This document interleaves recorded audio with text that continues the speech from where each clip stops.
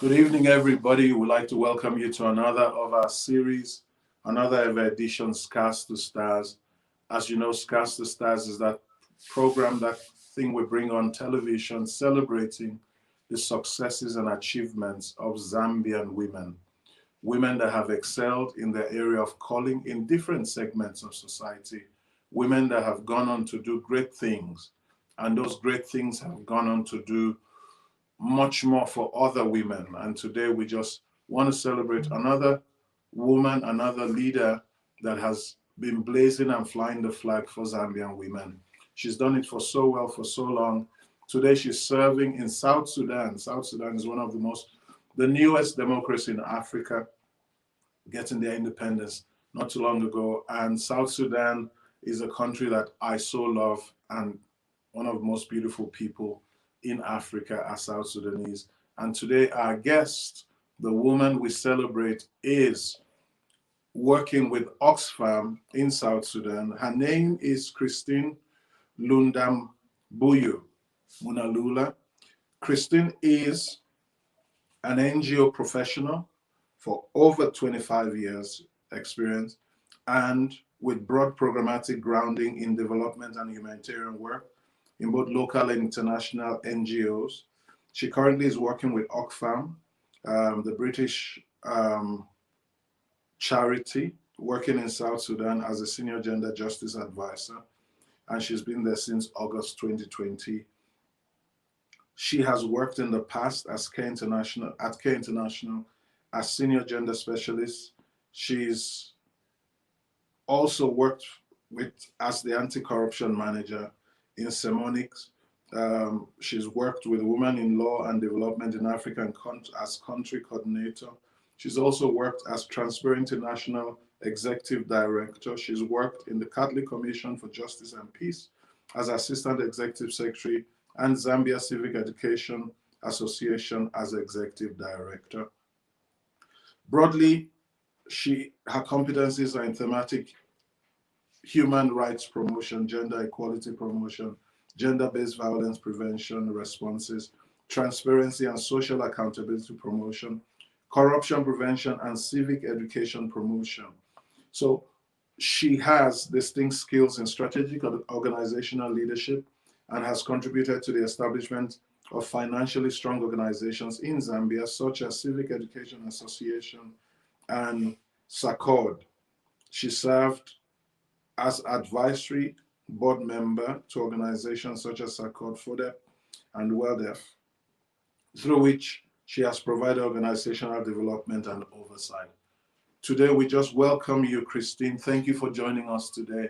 Thank you for honoring our invitation to be on Scars to Stars. How is South Sudan today? I'll say Sabakher, if that works for you. I don't know if you're used to the language yet. Not yet. I'm still morning, so good.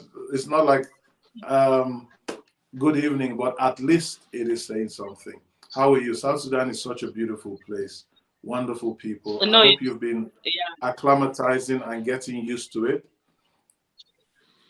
Yes, I am. Unfortunately, I came during the COVID time, so I haven't done a lot of site visits, but the little that I have seen is really good. Yeah, it's really good. The people are really good. The people are very friendly. It's a very good work environment. So I'm really enjoying my stay here.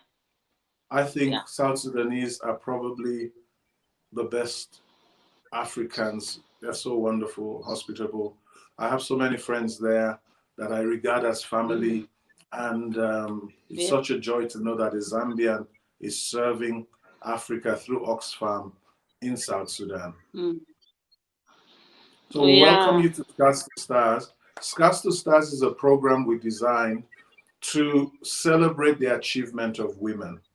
Women from all over Zambia are achieving and are leading. This year is a year we honor women in leadership, and the theme of the Women's Year is Women in Leadership, Achieving Equality in COVID-19 World.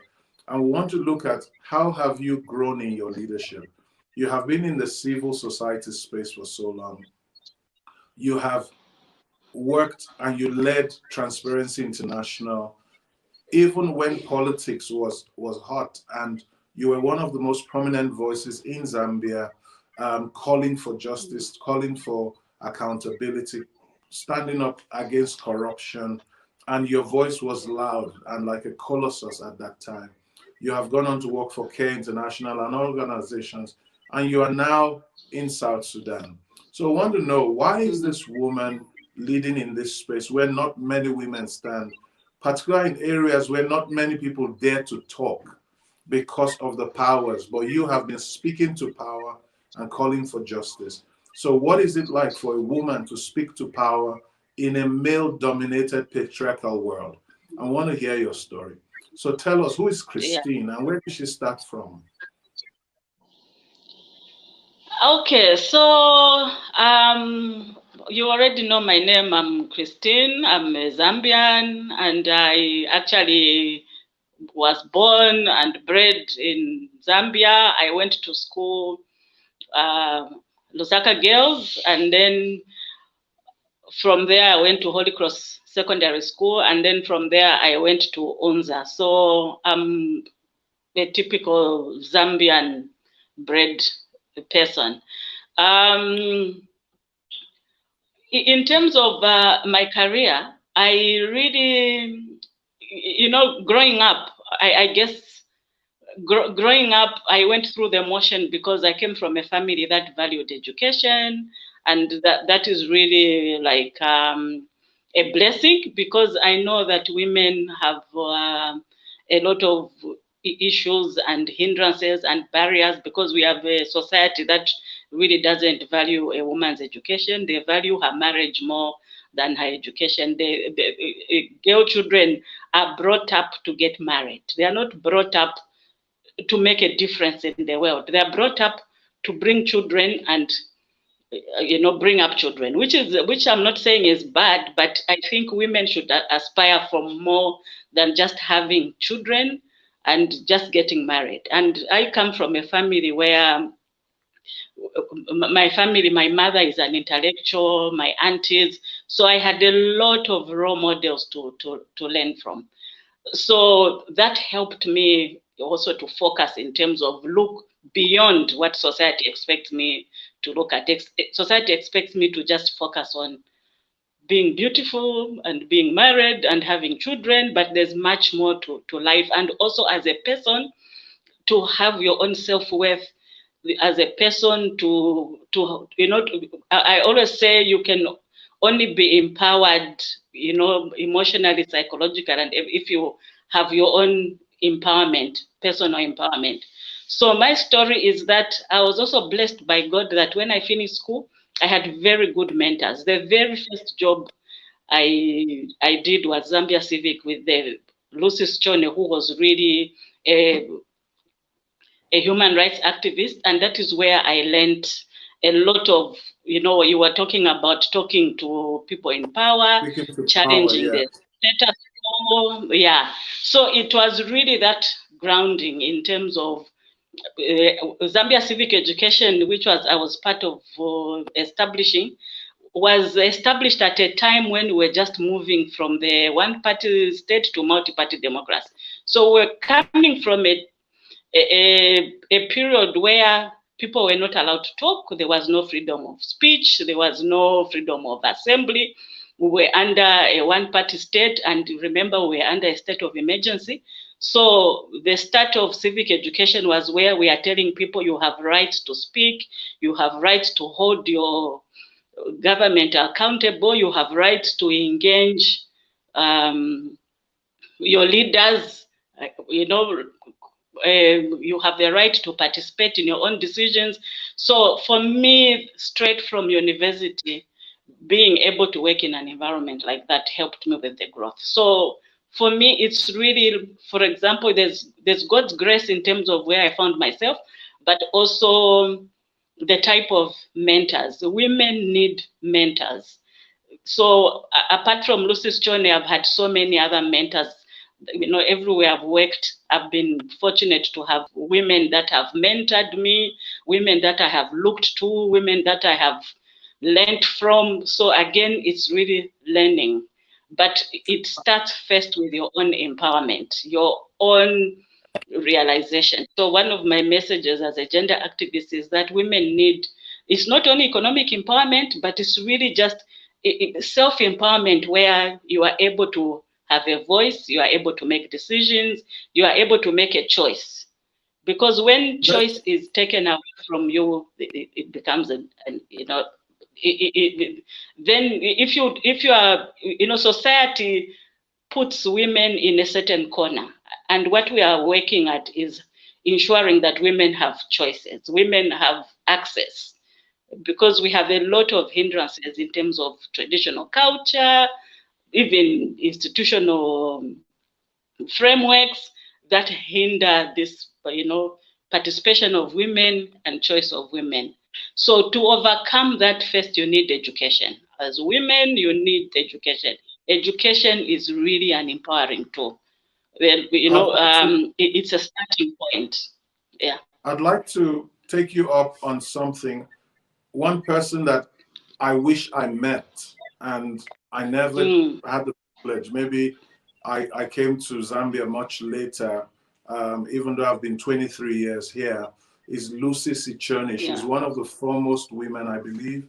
I've heard so much about her. I've read about her. And starting Civic, Zambia Civic Education, she was one woman that spoke to power. And you have been privileged to have been mentored by her, and you are honoring her legacy. Tell us a bit about Lucy Sichoni. What kind of woman was she? I really, maybe I'm envious of you because you got to meet her and you worked under her, and I've heard so much about her. So would you tell us about her, the basis, the foundation, one of your mentors? Tell us about Lucy Sichoni and what she stood for and how she started this Zambia Civic Education and how she went on to help in starting the NGOs, because she's not here. If she was here, we would be talking to her today by the grace of God. Tell us about her. Let's honor her. So in terms of how she started, she was a lawyer and had worked in ZCCM, but also was serving in UNIP for some time. But I think through her serving in politics, she realized that there's a lot of, information gaps. So her passion to just make sure people were empowered with information, her passion to just make sure that if you saw, her focus was really education. Even the motto for Zambia Civic was education for masters. To educate people that you are the people who put the leaders in power. You have a right. It's your power. You have the power to put them there and remove them, but then also for you to exercise your rights. So she really had the passion, of ensuring people knew their rights, people understood their rights, but also people could access their rights, because the starting point for you being able to access your rights is first to understand them. So she was very passionate about going from village to village, and I was privileged to be part of the team that went with her. I visited every corner of Zambia because we were on a mission to just bring civic education. And civic education is just about people knowing their rights, people being able to participate, people being able to hold their leaders accountable, people being able to take control of their own lives,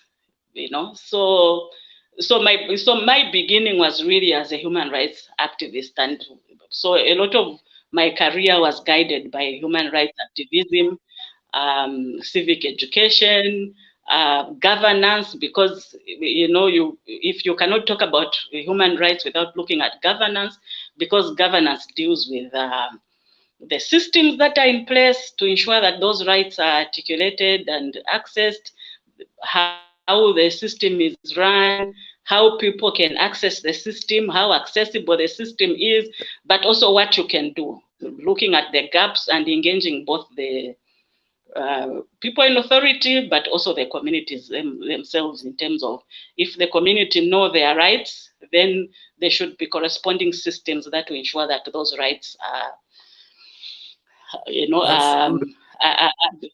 being upheld. Yeah. So even before I became a gender activist, I was a human rights activist. And through that, then I started realizing that in all this, we can talk about rights of everybody, but then there are other issues again when it comes to women's rights.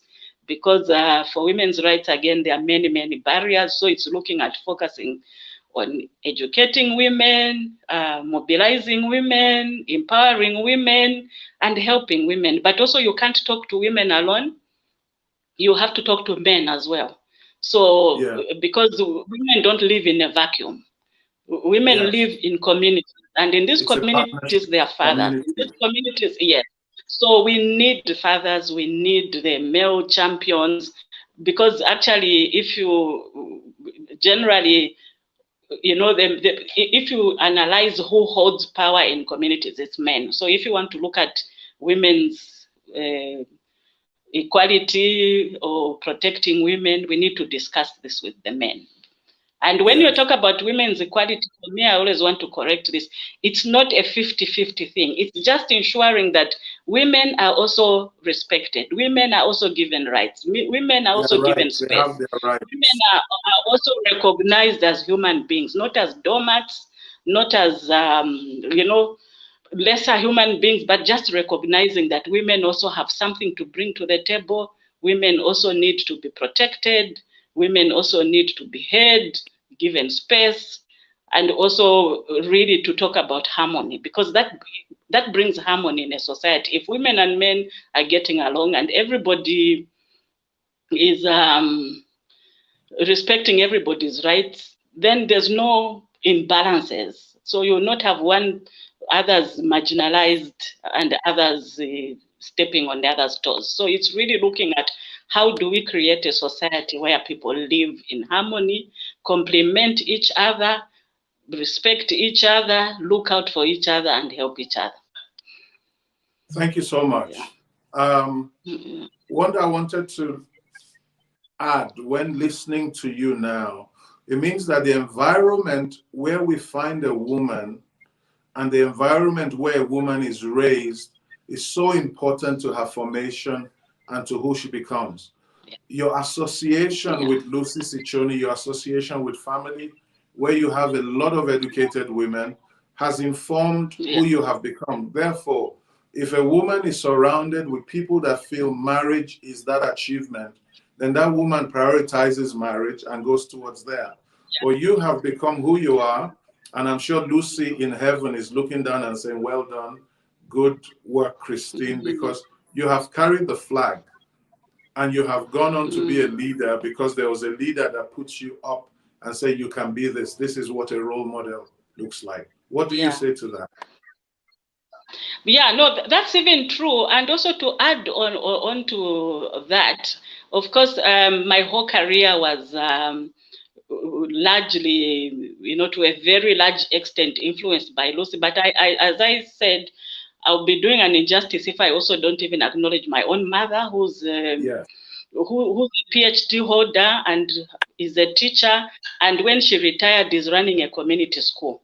My auntie Nonge Sitalewanika, who has risen to become ambassador. So those are the type of people I'm saying have, like shaped my life. Formed and shaped you, So my own grandfather, Big Sitalewanika, was a social activist. He was a social worker by profession, but before he became Litunga of Western Province, he was a social activist. He started the political, he did the first political party in Zambia. Those who've done political science from the University of Zambia will have that history in terms of the very first political party was started by him, even before UNIP. So in terms of, so it's that background, as you were saying, that shapes you. So for me, what you are doing is very important, because if you people learn from what they see. If girls in the village, girls in the communities are just seeing women in the kitchen, are just seeing women in the market, that's what they aspire to. We had a project where we were working with girls in Kanyama at Kwashuka Basic, in terms of for them, when you ask them what you want to be, because what they see around them is just their mother going to sell at the roadside. So that project was to, we took them to the University of Zambia. They stayed a weekend at the University of Zambia. So just that exposure opens up a girl's mind. Yeah, brilliant. It opens up a girl's mind to see that she can aspire for more. She can do more. That there's more to life than what society is telling her. That there's so much more she can achieve and still be a person. So for me, that project was also an example of how we need to continue talking to women, to girls as they are growing up, but even to men, to aspire to ensure that they are supporting their daughters. Yes. They are supporting their wives, because they are supporting their nieces, because as you are saying, it's the environment that helps you in terms of be where you are. Yeah. It means also we need to get away from this stereotyping where we say in society and community that if a woman goes the path of education, or if she asserts herself, it is those people that don't get married that do that. And we try and stigmatize being, you talked about being independent, being able to be empowered, but people will say, oh, people like that don't get married. It means we have to also, in creating this environment, remove those stigmatized opinions and stereotypes. Yeah. I don't know if you faced any of those in your work, in your leadership work. Every single day. In this work, I remember there's an auntie of mine who's really an accomplished person. She sees me driving these big cars, the NGOs, you always have these highlights. Yes, no, don't drive such a big car. You are chasing away men. So, so this is the society where unfortunately, this is the society where we come from. But for me, it comes back to education and empowerment. And as you are saying, stereotyping. And for me, I know that we can address it, because if you look at HIV, the whole HIV era, what it taught us is that we can program towards behavior change. We can program to stop stigmatization. Yeah. I think we've done a lot. So in the same way, we can stop the stigmatization in other sectors as well, because this is learned behavior. So because it's learned behavior, we can relearn the narrative. We change the narrative. How do we change the narrative? Yeah. How do we put how do we package the information for people to change their attitudes and change their behaviors? One of the things scholars have said is, for example, for girls, show them I go to rural areas where, because you are driving a vehicle, the whole village have never seen a woman driving. They will surround you and come and watch. Why I like that is that that girl in there who's watching knows that, okay, then it's possible for me when I finish school to be able to get into that position, because she has seen a woman doing it. Yeah. So sometimes human beings learn by looking, so what they see. So that's why we have to make sure our messaging, this comment, I don't know the word to say, but women, if you look at the way the media portrays women, they portray them as just symbols, sex symbols. In adverts, I don't know, I've never understood why, if you are selling a car, you have to put a naked woman next to it. What's the connection? So it's that narrative that we have to change. Why don't we put naked men? So it's really changing the narrative of making a woman just a sex symbol and nothing else. And that is where the problem comes from. You are a human being first before all those things. Yeah. Thank you so much. We'd like to look at your career, because you came into the space of Transparency International, and you were one loud voice speaking against corruption, speaking against injustices, fighting for human rights. How did you, as a woman, what challenges did you face? What motivated you? You've told us your pedigree, coming from the Liwanika family lineage and following the steps of people that went ahead of you. But what made you that bold woman that stood up to speak to power, even at such times? So I think as you work in this area and you see firsthand what's happening in the community, it gives you the boldness. But for me also it's knowledge. So for me, I spoke up and advocated and did what I could. But one of the things I've learned is that dialogue is important. Sometimes NGOs tend to be confrontational. When you are confrontational, you don't get anywhere. If you want anything changed, you need dialogue. So for me, my approach has always been ensure there's dialogue. Advocacy is about dialogue because advocacy is about trying to change the status quo. And you know, if somebody is in power and you are trying to change them or help them look at something the other way, it's dialogue. You know, you have dialogue, you have discussions, you avoid confrontation, because if you confront me, my first reaction would be to defend myself. But if you sit me down and say, let's sit down, let's reason together, then you will get somewhere there, because then I'll give them their point of view. They'll give me their point of view. I'll give them my point of view. And also evidence in terms of this is what is happening. This is the result of what this is. So it's really continuous dialogue. And remember, learning, just because people are in authority doesn't mean they know everything. So sometimes they need the NGOs, they need to actually bring out evidence of what is going on, so that then they can act.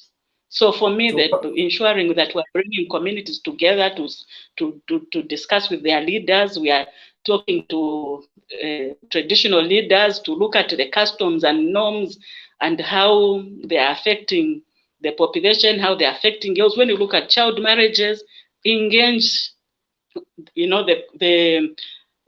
the community leaders, the custodians of customs, who are the traditional leaders, because then if they realize that this practice is wrong, they become a catalyst for changing. But if you just go on the rooftop and condemn them as these horrible people, obviously you are not getting anywhere. So it's really, we have to continue educating each other, engaging with each other, and ensuring that in the process we are coming together to, there's no one who doesn't know anything. Everybody has something to bring. So it doesn't matter whether it's somebody in the village, they also have solutions. So sometimes it's approaching them as, this is the problem we have, how do we resolve this together?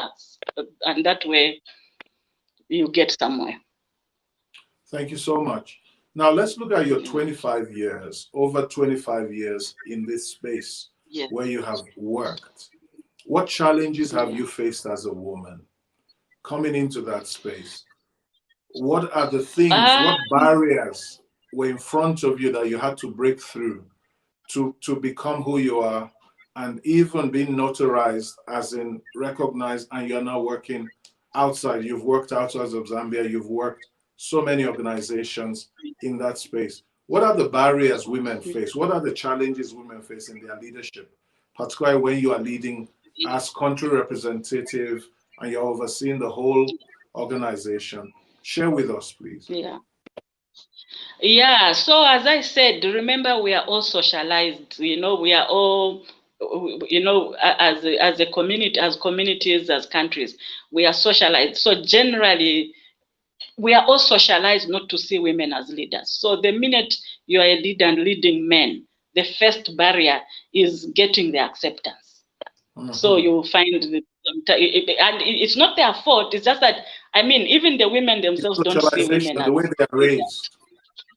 Yeah, so it's really like breaking through that barrier first, but also proving yourselves. And for me, I've always said I'll let my work speak for itself. But also, so usually it's really just being a woman in a man's space. But again, it's making sure that your work speaks for itself, but also engaging with the men. And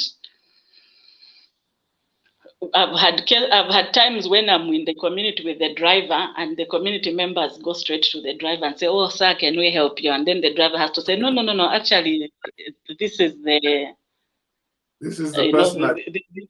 This is the person who has come to address you." But for me, it comes back to, again, I mean, I don't take offended, because I know that's the type of society where we come from. So we are still socialized that way.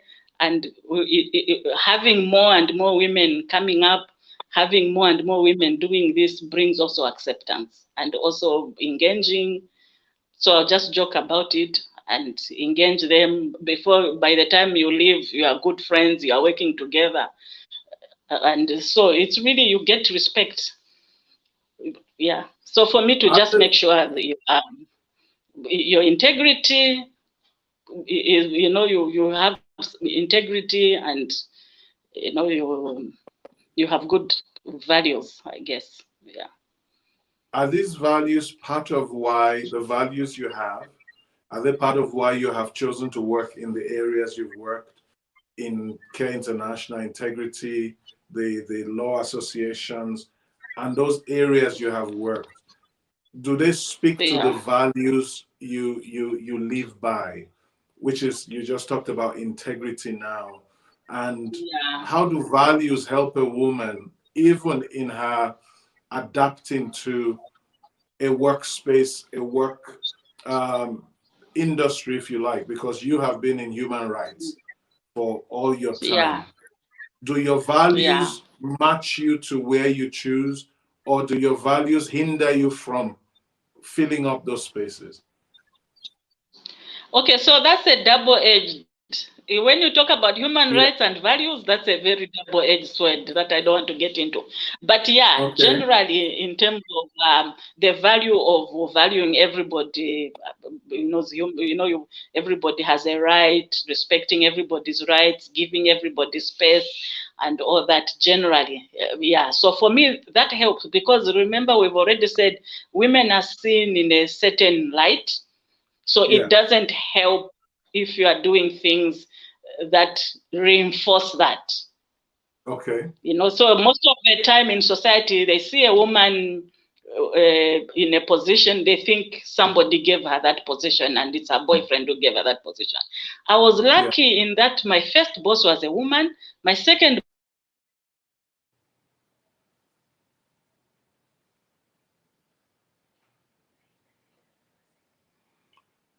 Oh, we're sorry. We're seeing that her internet probably has frozen, and I'm sure she's going to come back. We're going to get her back.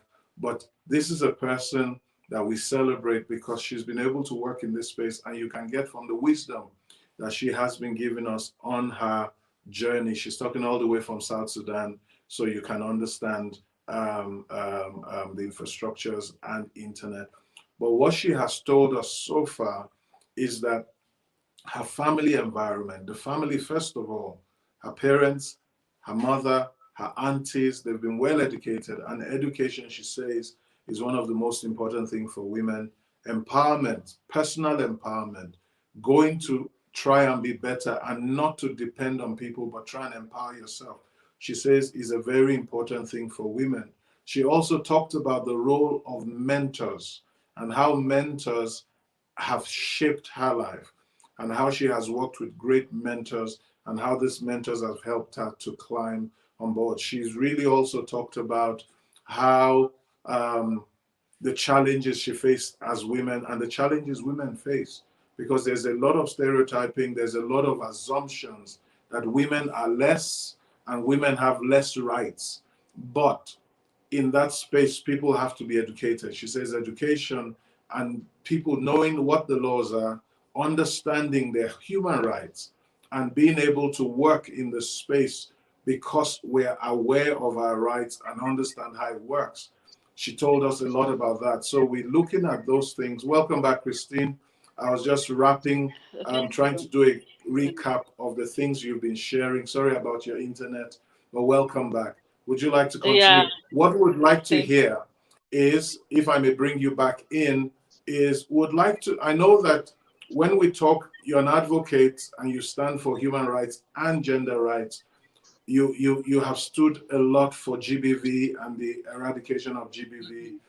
But we want to know, as a woman, your personal experiences. So it's not just standing on the platform for women and for human rights, but yourself. What are the kind of things you've gone through as a woman that you would say, this taught me a lesson and I went through this?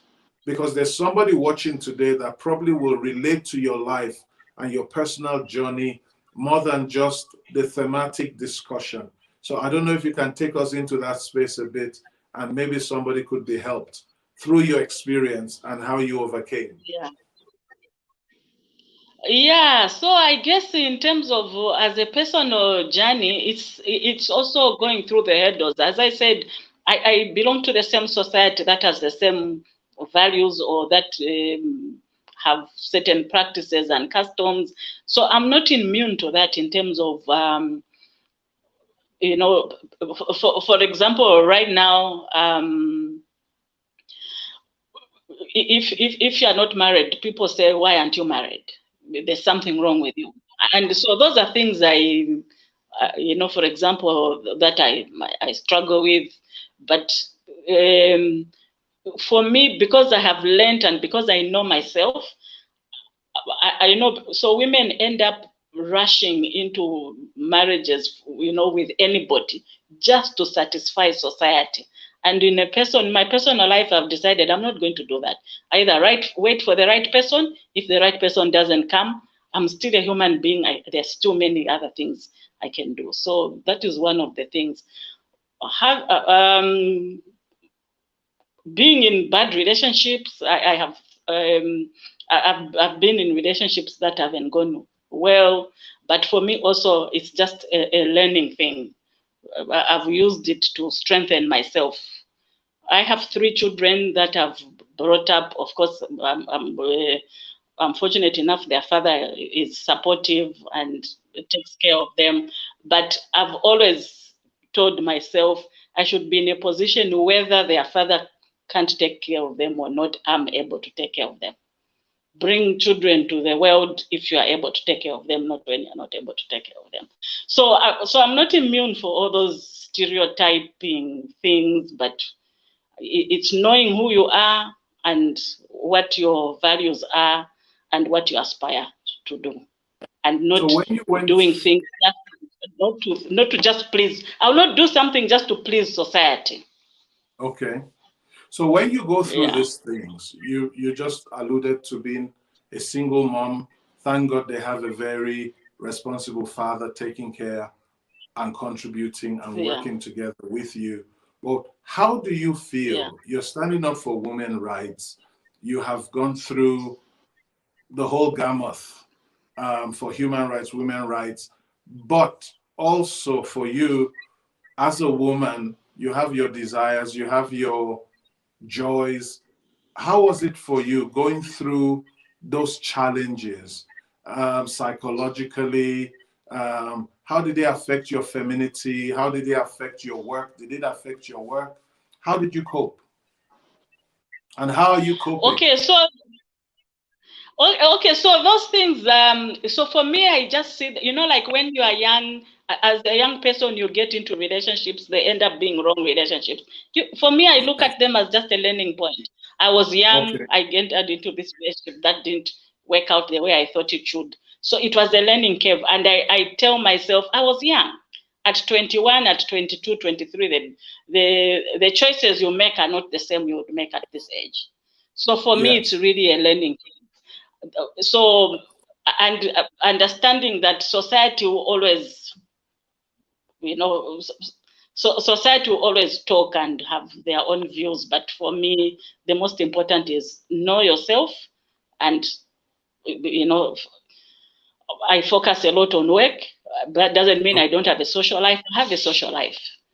Okay. I am a Christian. I go to church. I get involved in a lot of church ministries. I do a lot of church work. So I have a lot of things to occupy my life with. Occupy your life. Thank you so much for that. So therefore, what we need to look at as women need to look at that, look, because I made a mistake doesn't mean I'm a mistake. Life goes on. You learn from it and you move on. You don't park the bus and say, this is the end, I'm finished, but you keep moving on and you keep evolving and living by design. But also for me, But for me, for women not to settle, because I know a lot of women who settle for less because of societal pressure. So for me also, my message is not to settle. So can you unpack what you mean by settle? Maybe, you know, as you grow, I mean, like at my age, I'm not going to get into a marriage just to please society. It has to be the right marriage, the right person. Okay. And if that person is taking long to come or doesn't come, I'm fine with it. Because I know that there's a lot of societal pressure. Even right now, I have my sisters, my cousins, my aunties asking me, when are you getting married? I'll get married when the right person comes. It's not anything. You don't marry just anything. Yeah. So you don't marry anything. And like also to make you feel, yeah, and also for me also, you know, I've had a pastor who's told me before that it doesn't matter how much you are accomplished. If you are not married, you are nothing. That's not true. Wow. That's not true. Yeah. So no, let's pray for you so that you get married. Did you read that in the Bible or something?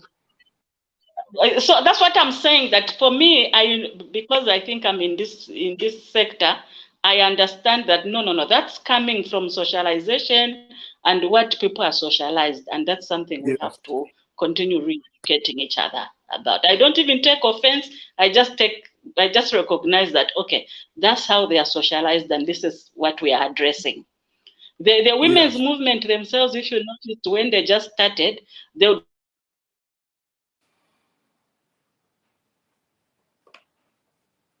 Oh dear, sorry about that, people. We will wait for her to catch up. We just are really getting to enjoy her discussion, and she is leading us and showing us that it is important for women to know their rights and not to be pulled into a lot of pressure.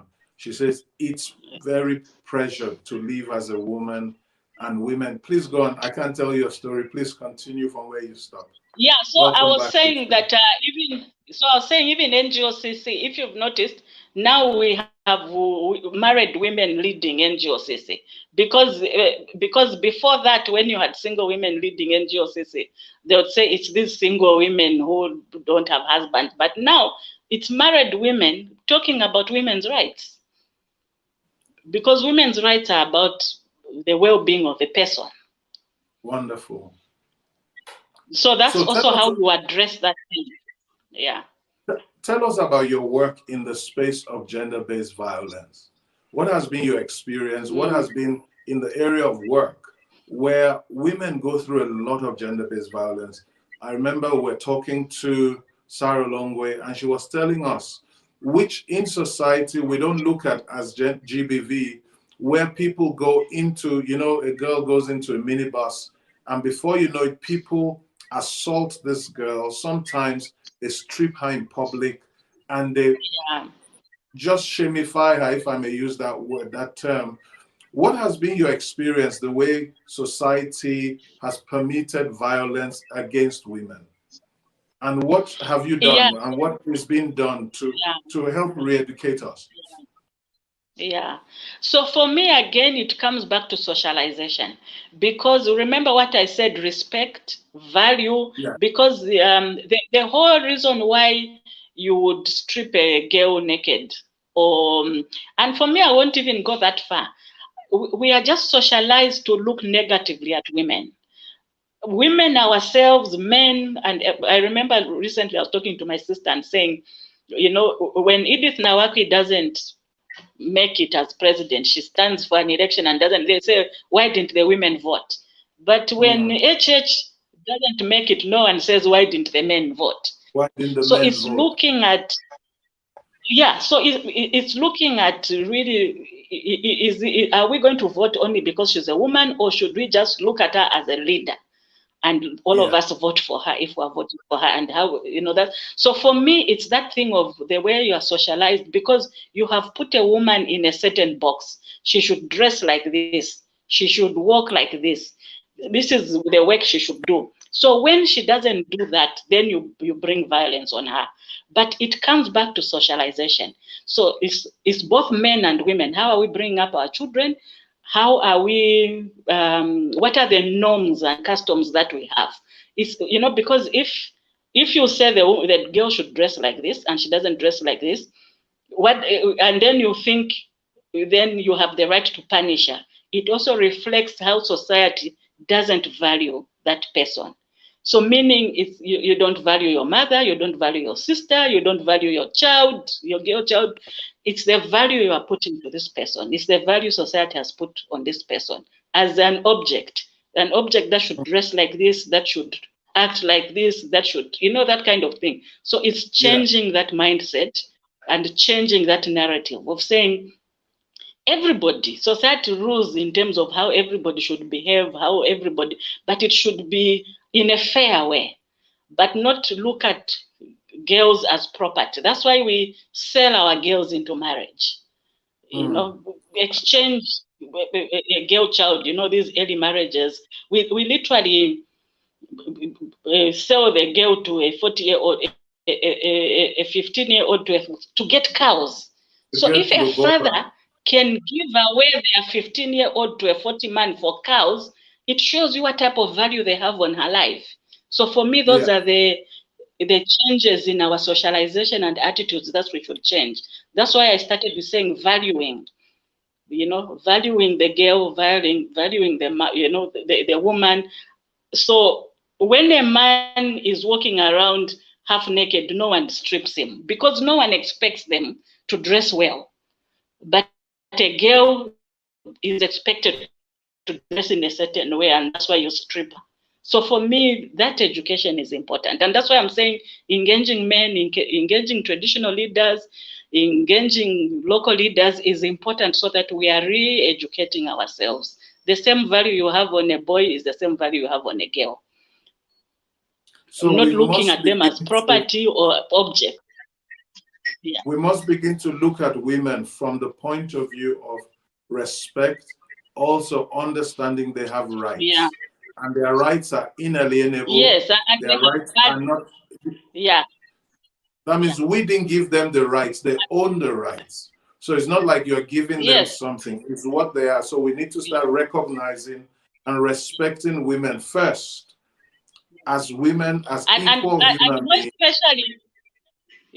And more especially not seeing them as objects. And for me, the seeing of women as objects starts from the time when she's a child. You give her away, so meaning you are being exchanged from one place to another.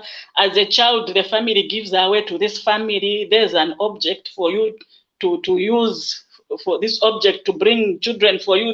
You see what I mean? So it's looking at how that is done.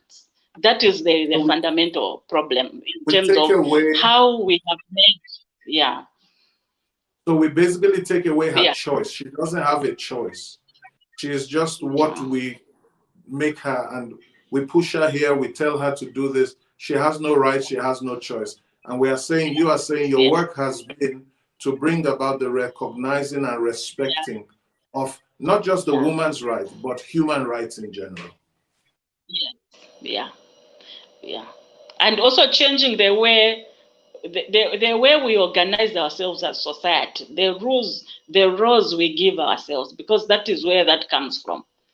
You know, it's really looking at, are we making rules that are fair to everybody? Are we making rules as a society that benefit everybody? Are we making rules that are not marginalizing anyone?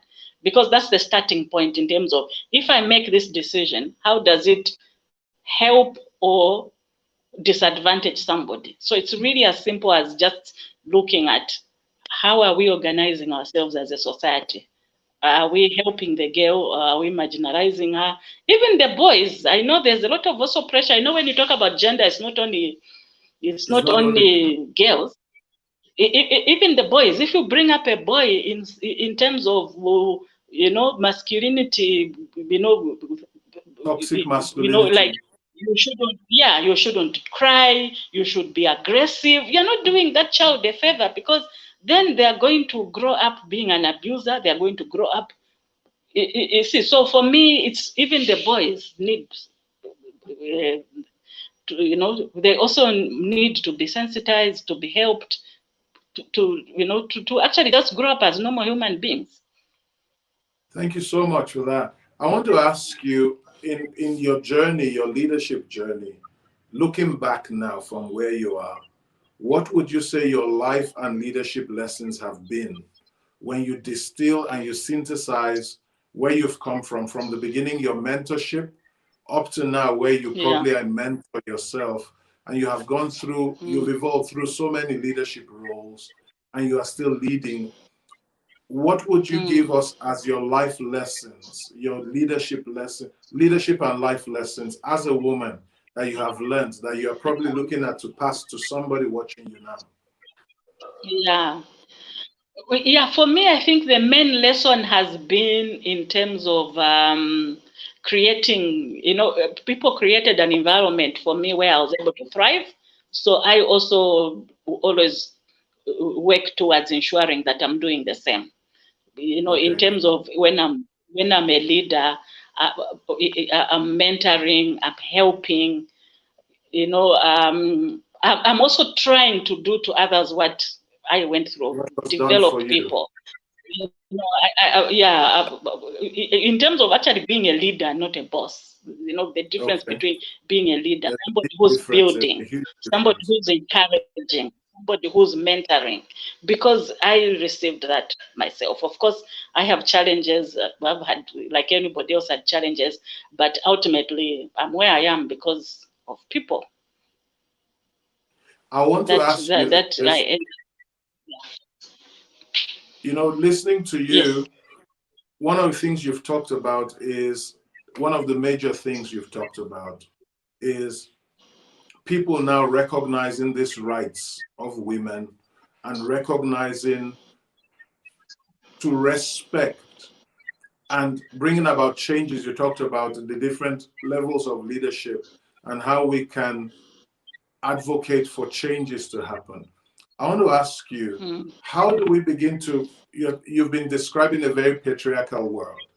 And in gender, you're talking about access. Gender is about access to resources, access to power, access, basically, and saying there has to be equal access and all. How do you begin to change the narrative if we don't have women sitting in places where decisions are being made, policies are being negotiated, and change legislation is being drafted, where women are actively in those positions?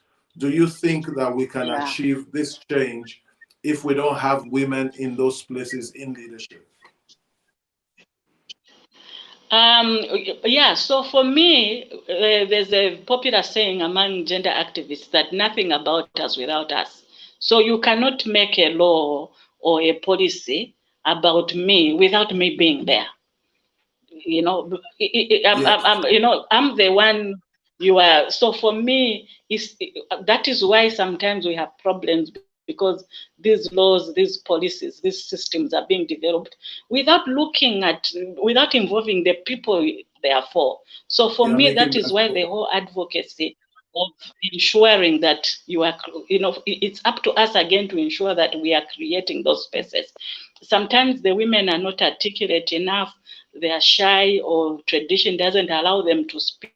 Our role is to ensure that we are helping them, creating the spaces, creating an environment where we can do that, training them if we have to train them, sensitize them, hold their hand if we have to hold their hand. That is what is really about gender activism, is ensuring women come to the table. And it's not easy for women to come to a table if all my life I've been told never to speak, or if all my life I've never been heard, or the society doesn't listen. So it's really like programming in that society, engaging, with the leadership, with the society. So it's a whole programming around ensuring that women are there at the table. Women are given, and sometimes it's making measures that will enable. Sometimes it means following them to go and get their views and speak on their behalf. But whatever it is, it's just ensuring that they are ahead. Even when you look at women, there are different categories of women. So it's not one size fits all. So it's looking at every category of women. Are they represented? Are the issues known? Are the issues seen? Okay. So it's really.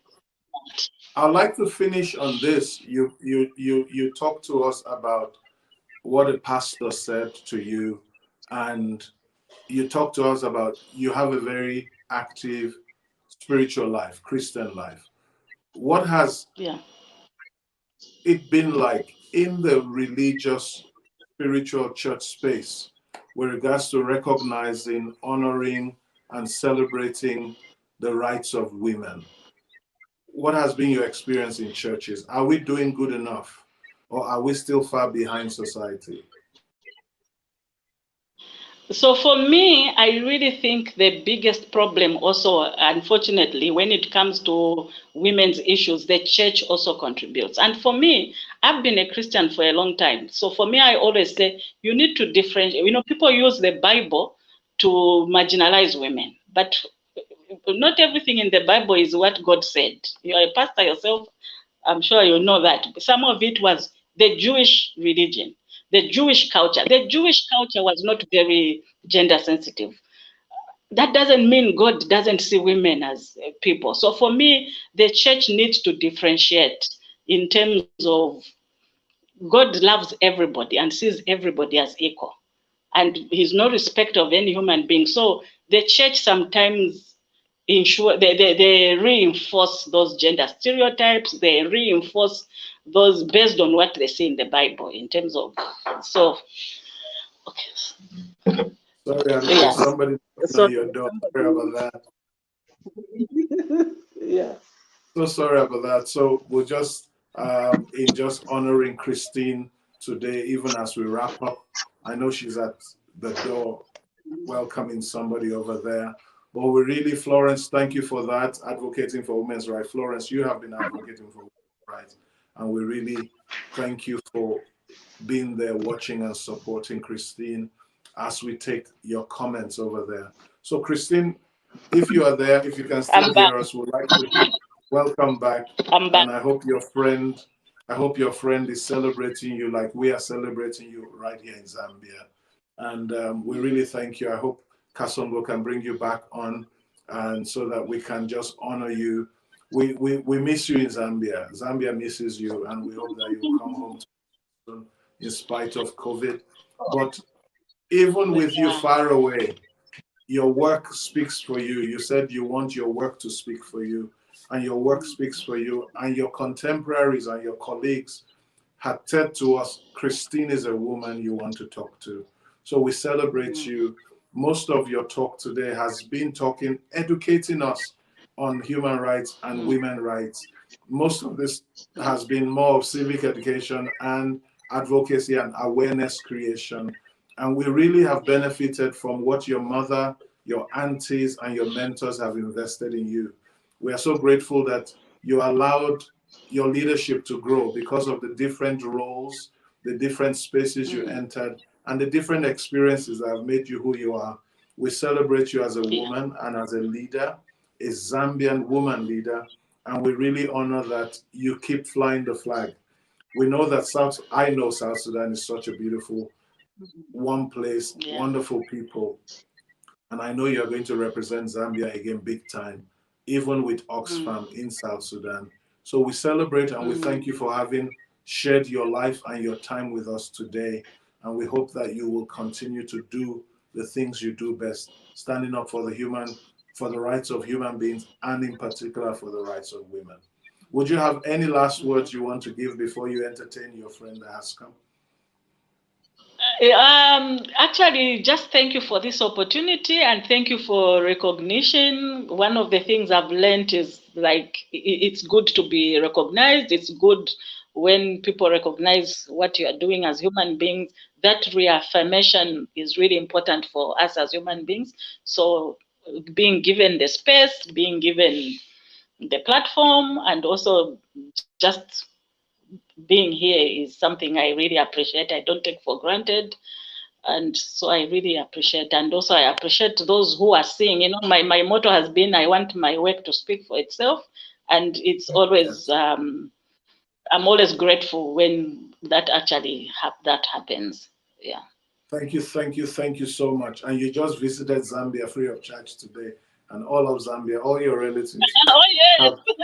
I've had a visit. They've had you visit us today. So thank you so much. We're looking forward to your coming to Zambia, where we can celebrate you in person. Have a wonderful evening. Thank you for joining us. And viewers, we want to thank you for your time today. We have been talking to Christine Munalula, and as you know, she's talked about herself. She has been an advocate for human rights and gender rights. She has gone on to represent Zambia. She's been country representative, executive director, and she's representing Zambia outside now, working for Oxfam. We thank you for being with us today, understanding the challenges women face and the rights women have, and how we should, all of us, celebrate that person called a woman. We look forward to seeing you tomorrow when we have another great woman coming to talk to us about the scars and how women have gone on to be stars in spite of their challenges. Please join us tomorrow on CBC Television on Scars to Stars at 20 hours. And we look forward to seeing you tomorrow. God bless you. Have a good night. Thank you so much.